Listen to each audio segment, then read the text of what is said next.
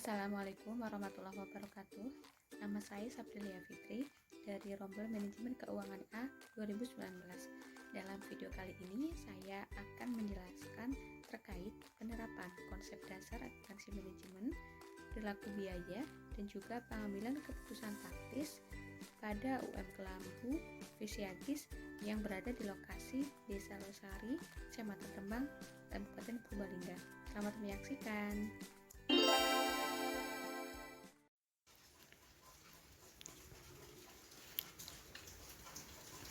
Ya, dalam video ini saya akan menjelaskan terkait analisis pada UMKM Kelambu Fisiagis. Yang saya analisis yaitu terkait konsep dasar manajemen, kemudian perilaku biaya, dan pengambilan keputusan taktis. Jadi 3 bab tersebut yang saya pilih untuk dijelaskan di dalam presentasi akuntansi manajemen ini. Oke, yang pertama yaitu konsep dasar manajemen. Nah, apa yang dimaksud dengan konsep dasar manajemen? Jadi, akuntansi manajemen merupakan ilmu akuntansi yang diterapkan dalam manajemen, yaitu ada planning, organizing, actuating, dan controlling.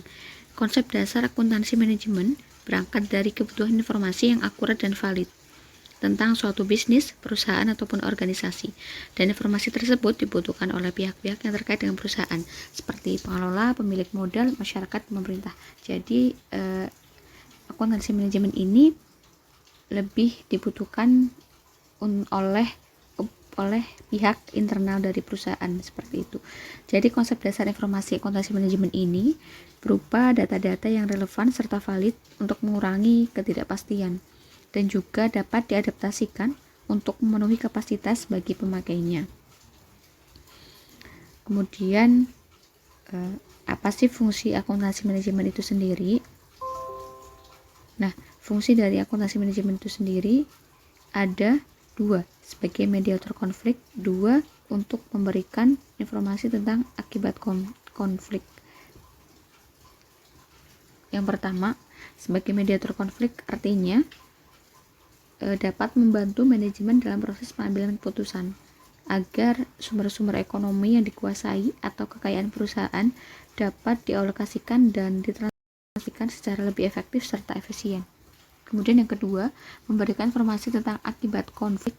Jadi fungsi ini memberikan informasi mengenai aspek-aspek disfungsional yang ditimbulkan oleh konflik-konflik dalam perusahaan. Informasinya tentunya bersifat keuangan karena bisa memberi manfaat kepada pengelola dan pemilik kekayaan perusahaan.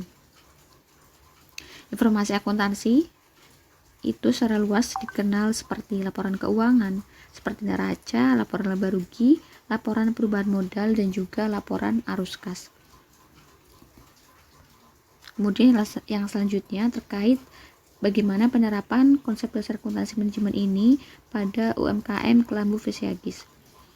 Jadi, usaha kelambu ini sudah pasti ya outputnya adalah berupa produk, yaitu kelambu. Nah, jenis kelambu ini yang diproduksi ada 2, kelambu polos dan juga kelambu kembang. Selain memproduksi kelambu, ada juga produksi korden, taplak meja, dan pesanan lain yang sekiranya masih berhubungan dengan produk utama tersebut. Kemudian, berkaitan dengan objek biasanya adalah berupa pelanggan. Pelanggannya yaitu pedagang-pedagang yang biasanya menjual kelambu keluar Pulau Jawa. Nah, seperti di Sumatera dan Sulawesi. Berkaitan dengan departemen atau divisi dalam perusahaan, yaitu ada departemen jahit dan juga departemen packing dan pengiriman. Wilayah geografis yang dijangkau masih sekitar wilayah Purbalingga, tetapi karena banyak pedagang yang menjualnya sampai ke luar wilayah, jadi pemasarannya sudah sampai ke luar Pulau Jawa, seperti itu. Kemudian terdapat juga biaya yang digunakan dalam proses pembuatan kelambunya. Di antaranya ada biaya langsung, biaya tidak langsung, biaya tetap, dan juga biaya variabel. Untuk biaya langsungnya itu seperti bahan baku. Bahan baku utama dari kelambu ini ada kain polyester. Bahan pendungunya seperti benang, tenda untuk hiasan, tali. Selain itu, ada juga biaya untuk upah pekerjanya. sebesar 25.000 per hari. Tidak ada biaya untuk iklan karena untuk pemasaran sendiri tidak melalui media sosial, tapi pelanggan sendiri yang langsung datang ke tempat untuk memesan dan membeli ke tempat pabriknya. Yang kedua itu ada biaya tidak langsung. Jadi biaya tidak langsung ini seperti biaya listrik, terus biaya pengiriman untuk pesanan kelambu di luar daerah, kemudian biaya pemeliharaan alat-alat jahit dan keperluan pabrik lainnya. Untuk biaya variabelnya yaitu ada biaya bahan baku. Untuk biaya tetapnya ada untuk pajak bumi dan bangunan, gaji pegawai, penyusutan peralatan, dan juga administrasi. Dari biaya-biaya tersebut kita bisa menggunakan untuk mencari total biaya produk. Nah, total biaya produk itu adalah penjumlahan dari bahan baku langsung, tenaga kerja langsung, dan overhead pabrik. Jadi bahan baku langsungnya itu tadi ada kain polyester, benang jahit, hiasan kelambu, dan tali. Itu estimasi selama 1 minggu biayanya ada 600.000. Kemudian tenaga kerja langsungnya itu ada 8 karyawan kali 6 hari karena tidak full 1 minggu kerjanya, tetapi libur hari Minggu, jadi hari Senin sampai Sabtu 6 hari dikali 25.000 per hari sebesar 1.200.000. Kemudian overhead pabrik itu sebesar 100.000. Nah, kemudian bisa dihitung total biaya produk untuk 1 minggunya itu ada 600.000 ditambah 1.200.000 ditambah 100.000 sama dengan 1.900.000. Kemudian biaya produk per unitnya kita cari dengan total biaya produk dibagi jumlah unit yang diproduksi. Nah, total biaya produknya 1.900.000, jumlah unit yang diproduksi itu 37 unit. Jadi estimasi atau perkiraan produk yang diproduksi dalam 1 bulan itu sekitar 150 unit. Jadi dibagi dalam per minggu begitu ya, dan ketemunya 37 unit. Jadi sekitar 51.351.000. Kemudian yang kedua ada biaya utama. Biaya utama ini adalah penjumlahan dari biaya bahan baku langsung dan biaya tenaga kerja langsung. Nah, biaya bahan baku langsungnya itu ada 600.000, biaya tenaga kerja langsungnya ada 1.200.000. Jadi biaya utamanya yaitu sebesar 1.860.000. Kemudian yang ketiga ada biaya konversi. Biaya konversi ini merupakan penjumlahan dari biaya tenaga kerja langsung dan biaya overhead pabrik. Dan tadi tenaga kerja langsungnya yaitu sebesar 1.200.000 ditambah overhead pabrik itu ada 100.000. Jadi untuk biaya konversinya sebesar 1.300.000. Kemudian yang kedua membahas terkait perilaku biaya. Apa sih yang dimaksud dengan perilaku biaya? Perilaku biaya adalah suatu hubungan antara total dengan perubahan volume aktivitas pada suatu perusahaan umumnya. Umumnya, perilaku ini mempunyai 3 jenis seperti volume kegiatan biaya tetap, biaya semi variabel, dan juga biaya variabel.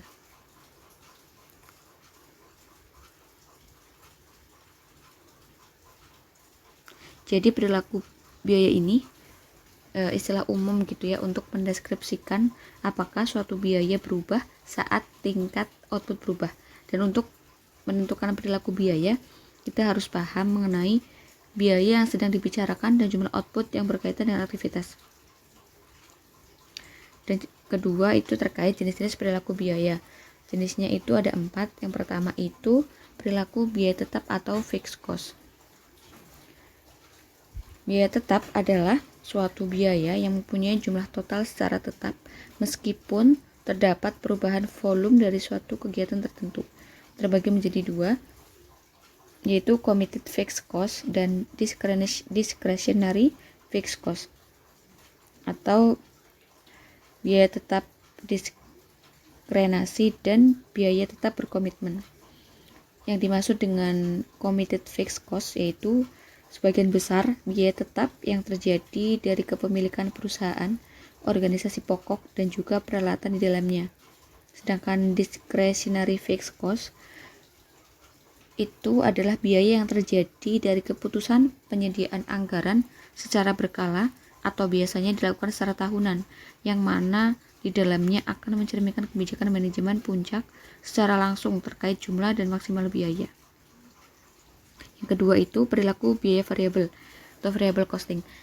Variable cost ini adalah suatu biaya yang seluruh total nilainya bisa berubah, tapi sebanding dengan adanya perubahan volume kegiatan perusahaan, seperti biaya bahan baku, sehingga akan terbagi lagi menjadi dua bagian, yaitu engineered variable cost dan discretionary variable cost.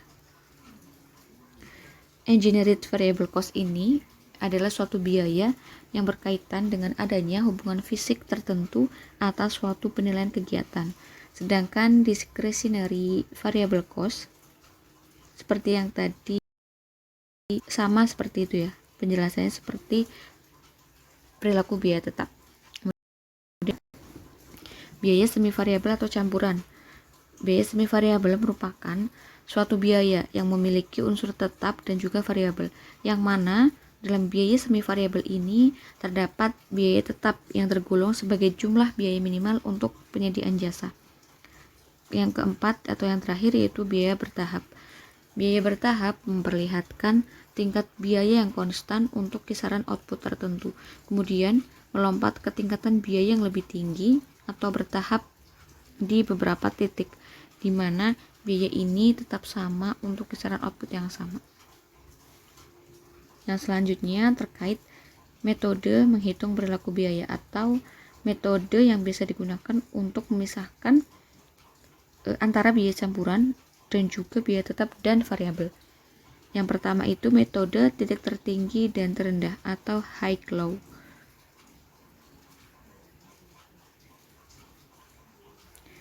Yaitu dengan dilakukan dengan cara tingkat kegiatan yang paling tinggi nilainya, yang mana cara tersebut akan membandingkan tingkat kegiatan terendah di masa lalu. Oleh karena itu, selisih yang ada pada biaya ini akan termasuk ke dalam suatu biaya variabel. Kemudian yang kedua itu ada metode biaya berjaga. Metode ini akan memanfaatkan perhitungan pada biaya yang tetap harus dikeluarkan, meskipun perusahaan tutup untuk sementara waktu, namun produknya harus disamakan dengan nol atau tidak ada sama sekali. Yang ketiga yaitu metode kuadrat terkecil. Untuk menggunakan metode ini diperlukan hubungan antara biaya dengan volume aktivitas. Dalam hal ini juga akan terbentuk garis lurus dengan adanya persamaan garis regresi. Bentuk penaksiran dari contoh soal biaya ini dilakukan dengan cara menggunakan perhitungan taksiran pada angka interval, yang mana pada perhitungan ini akan memperkirakan biaya yang sebenarnya. Yang selanjutnya yaitu terkait bagaimana penerapan perilaku biaya di usaha kelambu fisiagis tersebut. Jadi di usaha kelambu fisiagis ini terdapat yang pertama ada biaya tetap, yaitu biaya yang totalnya bersifat konstan saat tingkatan output itu bertambah ataupun berkurang. Jadi tetap sama seperti itu ya. Dan biaya tetap dalam usaha kelambu fisiagis ini seperti gaji pegawai, pajak bumi bangunan, penyusutan peralatan, dan administrasi. Untuk total biaya tetapnya selama 1 bulan yaitu gaji pegawai dibayar 25.000 per hari. Waktu bekerjanya yaitu 6 hari selama seminggu. Kemudian untuk pajaknya sebesar 50.000, penyusunan peralatannya 10.000 dan administrasi sekitar 30.000. Sehingga 1 bulan biaya tetapnya adalah 740.000. Biaya tetap terbagi menjadi 2, yaitu biaya tetap diskresi dan berkomitmen. Untuk biaya tetap diskresinya tidak ada karena tidak ada iklan dalam pemasarannya. Kemudian biaya tetap berkomitmennya berkaitan dengan peralatan yang dimiliki oleh pabrik. Yang kedua ada biaya variabel, yaitu biaya yang nilai totalnya berubah-ubah berbanding lurus dengan perubahan output dalam kisaran relevan. Biaya variabel dalam usaha kelambu fisiagis ini yaitu biaya bahan baku yang terdiri dari kain polyester, benang jahit, hiasan, dan tali. Untuk total biayanya berkisar 2.400.000. Yang ketiga, biaya campuran, yaitu biaya yang memiliki baik komponen biaya tetap maupun biaya variabel. Dan rumus untuk mencari biaya campuran ini yaitu total biaya tetap ditambah total biaya variabel.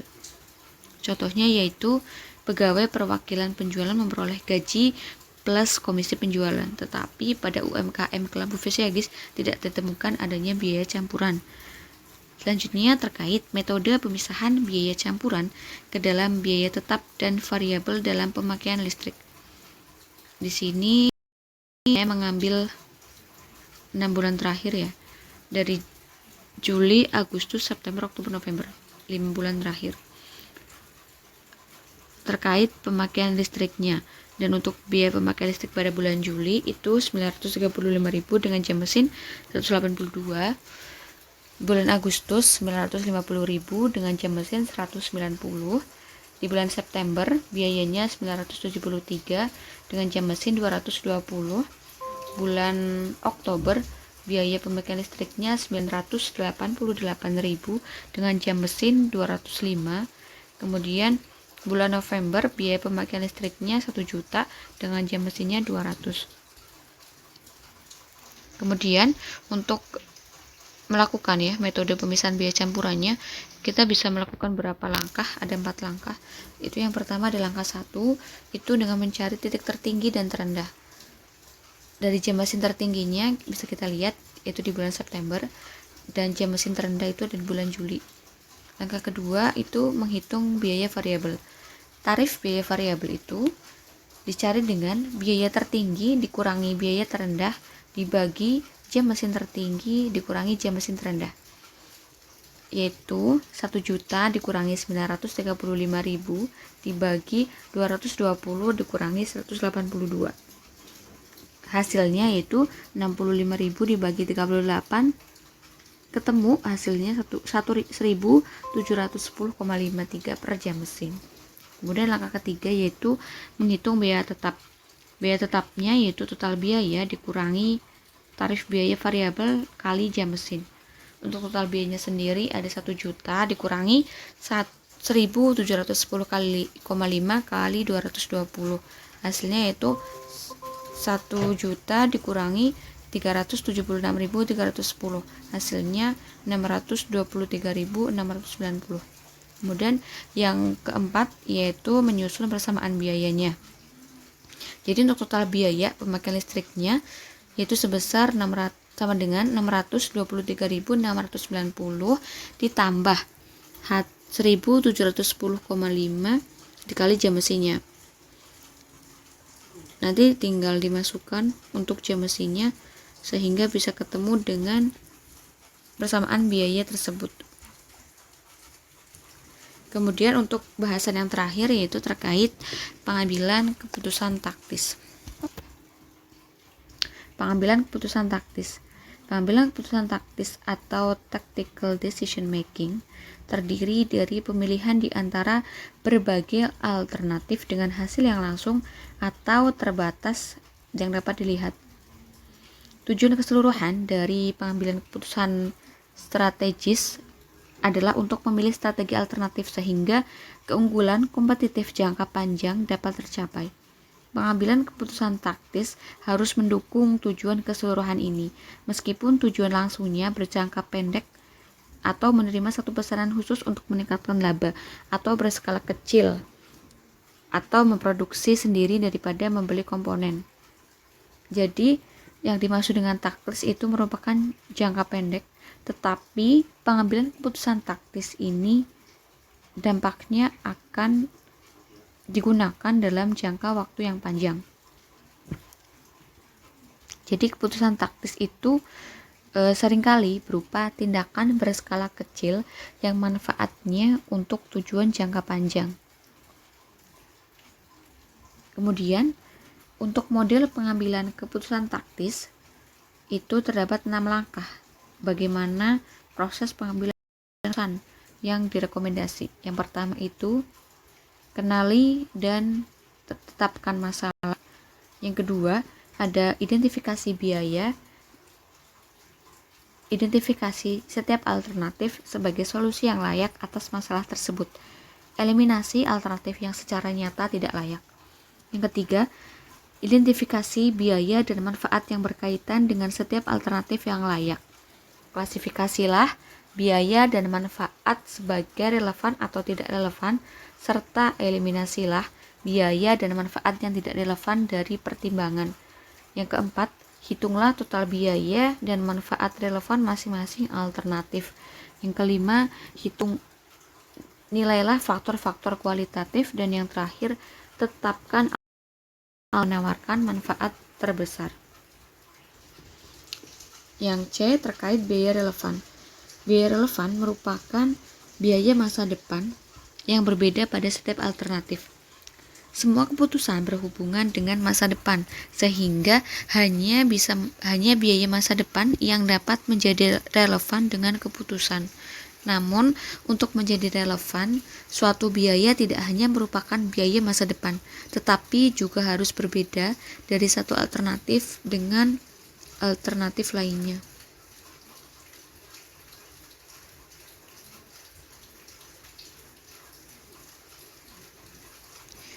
Di sini ada beberapa contoh aplikasi dari biaya relevan itu sendiri.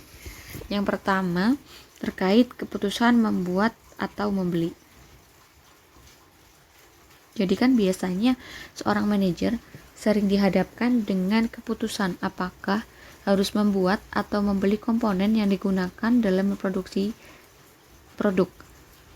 Nah, kondisi-kondisi yang menjadi dasar pembuatan keputusan sebelumnya mungkin tidak berubah. Akibatnya, pendekatan yang berbeda mungkin diperlukan. Tentu saja, evaluasi periodik bukanlah satu-satunya sumber dari keputusan membuat atau membeli. Terkadang, keputusan dimotivasi oleh masalah yang tidak berhubungan secara langsung. Yang kedua, yaitu keputusan meneruskan atau menghentikan. Seorang manajer harus memutuskan apakah suatu segmen seperti lini produk harus dipertahankan atau dihapus.